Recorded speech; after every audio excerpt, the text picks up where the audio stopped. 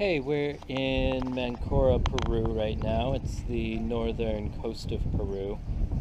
Pretty small coastal town, great place to go if you want to relax and not really do anything else because there's not much to do here other than relax. It's a small town, not much is to it. You can go surfing, you can go kite surfing, kiteboarding, whatever you want to call it. That's about it. Town's pretty small, it's pretty remote, warm. We're in Hostel Saigon right now. Hostel Saigon is about a 10-minute walk from downtown. There's also tuk-tuks, little modified motorcycles that sit two people.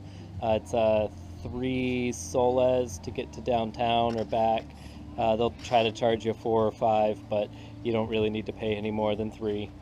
Let me show you a little bit of the hostel. It's a nice place. So this is the hostel. They have some of the best sushi that I've had in Peru. Not a whole lot to it, but great place to relax. There's a lot of hammocks, a pool that's warm all the time, as is the ocean water. This is the bar area and sushi area, also where you get breakfast. Breakfast is included with the hostel, and it's just your basic South American breakfast. You get some bread and some jam and some butter.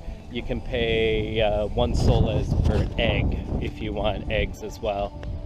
I don't know, nice place. It's quaint. There's not a whole lot to it. All the buildings and structures are made all out of bamboo. And what I hear is the owner built them all himself or something like that, and the pool.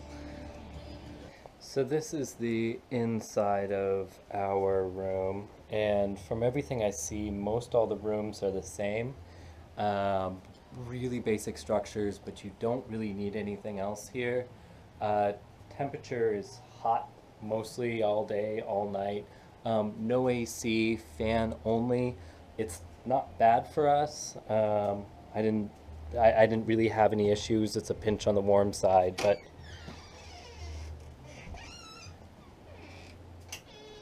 nothing much to the bathroom.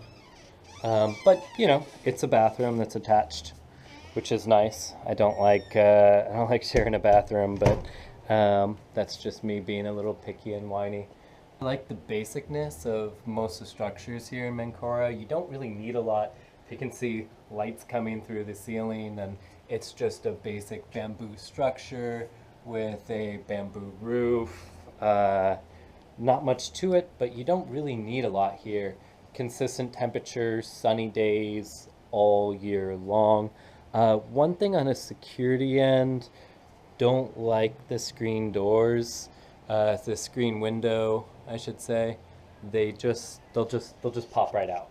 Like I could take that screen out and walk right in the door. So at that point, what's the point of a screen or of a lock on a door if you can just walk right through the window? But I know it's a little picky. Anybody can break a window, but in this case, you could just push the window out.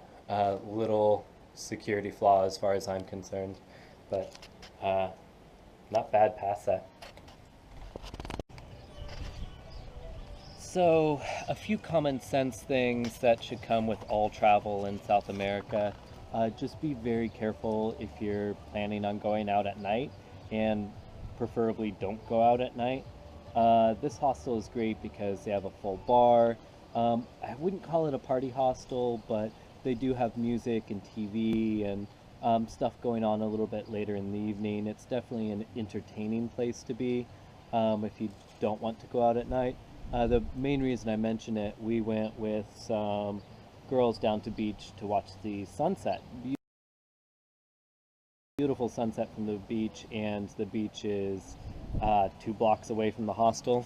They stayed out a little bit later than us, but I mean by 5 minutes, and they got robbed. 2 guys came up behind them, took their purse, their cell phones, their money, everything. Something that was disappointing, they went to the police the next day, which is today, I think. The police didn't handle it very well. They basically said that they should have known better and that they had money written across their foreheads, which I don't know. They looked like basic travelers. I would say that was inaccurate. Then the police tried to blame the hostel owner for not paying attention to what the hostel owner's guests were bringing into the hostel, i.e., money and a cell phone. Kind of ridiculous blaming on the police ends and blaming the victims opposed to trying to do something about it. Yeah, I wish that would have been a better outcome for them. Fortunately, they didn't get their passports. They had their passports still at the hostel, so it was just some cash and credit cards, which they canceled. Very sad. One of them got hit or slapped, something like that.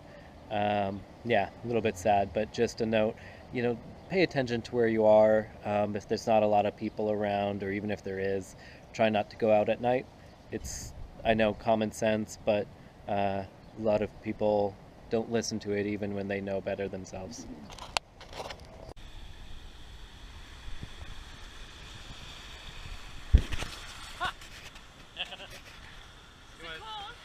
Yeah, well, the water is not cold. It's a little shocking, but it's actually quite warm.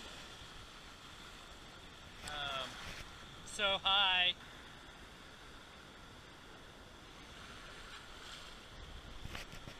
It's a beach town.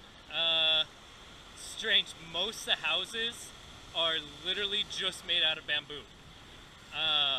We walked past a lot of people's houses and you can see through the walls, and I don't mean there's like a hole in it.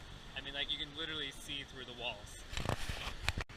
I think this may be the warmest water that I've ever been in.